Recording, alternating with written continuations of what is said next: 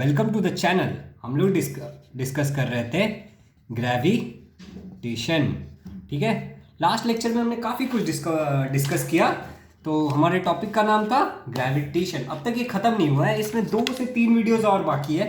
तो आज का हमारा टॉपिक होगा केपलर्स लॉ। ठीक है, आज हम लोग डिस्कस करेंगे अबाउट केपलर्स लॉ। तो अभी केपलर्स का लॉ होता है क्या है, 3 लॉ है, क्या क्या है, सभी कुछ हम लोग डिस्कस करेंगे। और उसके बाद हम लोग एक और लॉ करेंगे discuss, Newton's universal law of gravitation. हमने अब तक जाना कि ग्रेविटेशन मतलब दो चीजें, दो बॉडी एक दूसरे से अट्रैक्ट होगी, मगर कितनी अट्रैक्ट होगी, कैसे अट्रैक्ट होगी, कितना फोर्स होगा उनके बीच में, बाहुबली और देवकन्या के बीच में कितना फोर्स ऑफ अट्रैक्शन था, उसको कैलकुलेट कैसे करेंगे, ये सब हम जानेंगे आज के इस वीडियो में। ओके, तो चलो देखते हैं केपलर्स लॉ। केपलर्स के 3 लॉ थे, Kepler law 1, Kepler second law and Kepler's third law. अब देखो थर्ड लॉ थोड़ा सा कॉम्प्लिकेटेड है, लेकिन हम उसे बहुत आसानी के तरीके से सीखेंगे। तो देखो मैंने पहले लॉ में ना कोई भी स्टेटमेंट नहीं लिखा है, मतलब लिखा है मतलब थोड़ा सा लिखा है। ओके, तो समझो, आपने ये बाद में पढ़ लेना, पहले आप समझने की कोशिश करो। ठीक है, ओके, ये क्या है, सन है, सूरज। अभी चंदा अगर मामा है तो सूरज तो चाचा होंगे। Okay, jokes apart. तो ये सन है और ये कहाँ पे है भाई, सेंटर में। किसके सेंटर में है, सन किसके सेंटर में भाई, ये जो इक्लिप्स है ना इसके सेंटर में। ये इक्लिप्स है ना अंडाकार, तो ये इक्लिप्स के सेंटर में सन है। तो इसको बीच में जो होता है उसको क्या बोलते हैं, फोकस। उसको हम लोग क्या बोलते हैं, फोकस। बीच में जो होता है उसको हम लोग क्या बोलते हैं, focus.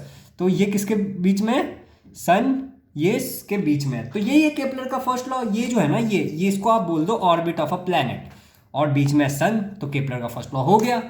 The orbit of the planet is ellipse. मैंने बोला ना ये तो इलिप्स है, तो the orbit of the planet is ellipse with sun at one of the foci. Sun क्या है, बीच में, फोकस के बीच में, और प्लैनेट का ऑर्बिट कैसा है, इलिप्स है।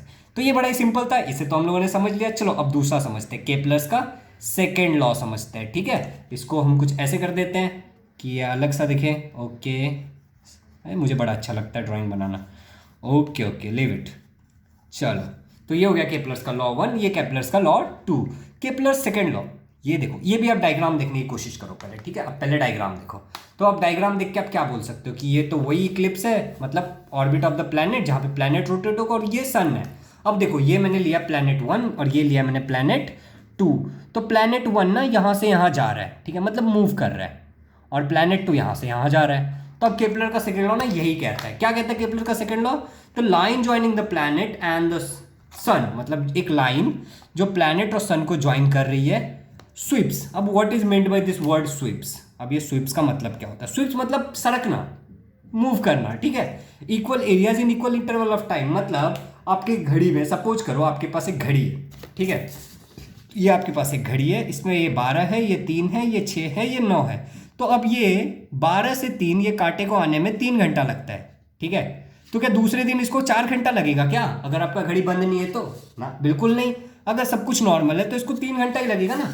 तो एक प्लैनेट और दूसरे प्लैनेट के बीच में और जो सन से लाइन ज्वाइन होती है, उनको इक्वल टाइम लगता है स्वीप करने में। ठीक है, तो वही है law, the line joining the planet and the sun sweeps equal areas in equal interval of time. बोले तो यूनिफॉर्म सर्कुलर मोशन हो रहा है प्लैनेट्स के बीच में। क्या बोल सकते हैं हम लोग, यूनिफॉर्म सर्कुलर मोशन।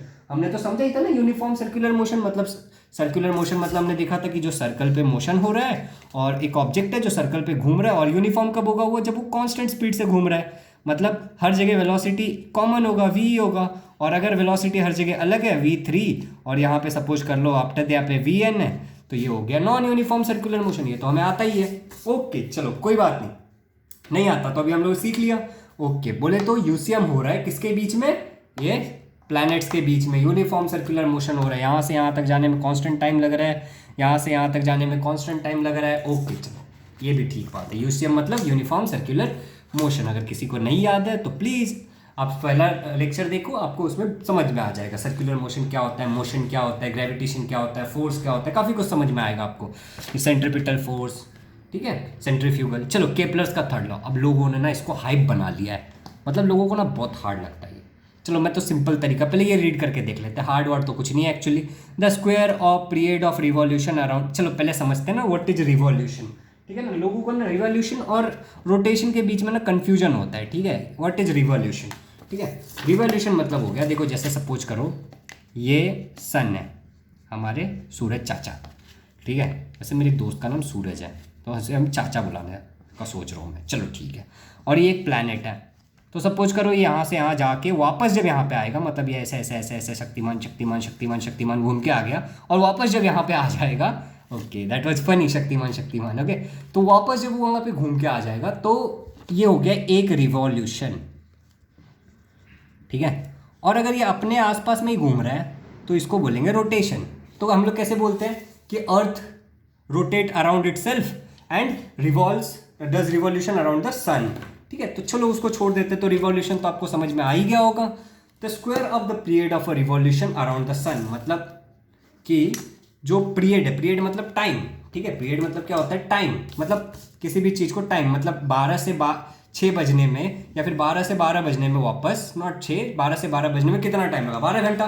तो उसको हम बोलेंगे एक क्लॉक के हैंड को हार हैंड को जाने में दोबारा 12 घंटा लगा, दैट इज पीरियड, ओके।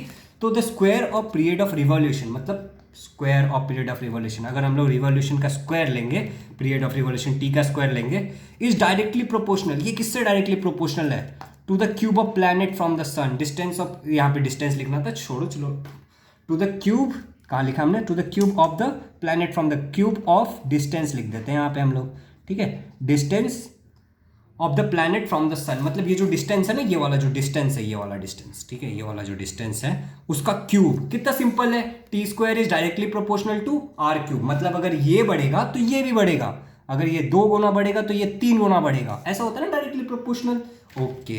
तो अगर हम लोगों ने ये प्रोपोर्शनैलिटी साइन हटाया तो इक्वल टू डालेंगे, और इक्वल टू डालेंगे तो हमें कोई तो कांस्टेंट लेना पड़ेगा। तो चलो मैं बताता हूँ तुम लोगों को कि ये कैसे हो रहा है, ठीक है। इसको मैं मिटा देता हूँ। चलो अगर ये वीडियो लंबा हो गया तो हम लोग ने यूनिवर्सल लॉ ऑफ ग्रेविटेशन दूसरे वीडियो में समझ लेंगे, ओके। चलो देखो कैसा हो गया, T square is directly proportional to R cube, ठीक है। मुझे ये हटाना है, तो फिजिक्स क्या कहता है कि जब भी आप प्रोपोर्शनैलिटी साइन हटा के इक्वल टू डालते हो तो आपको एक कांस्टेंट डालना पड़ता है। तो चलो एक कांस्टेंट डाल दिया, जिसको हम कांस्टेंट ही बुला लेते हैं, ठीक है, मल्टीप्लाई बाय आर क्यूब।